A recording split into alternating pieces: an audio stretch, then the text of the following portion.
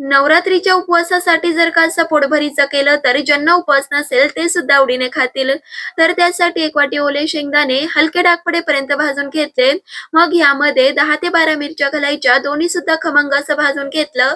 लगेचच मिक्सरच्या भांड्यात काढलं. 1 इंच अद्रक घालून दोन्ही सुद्धा वाटून घ्यायचं.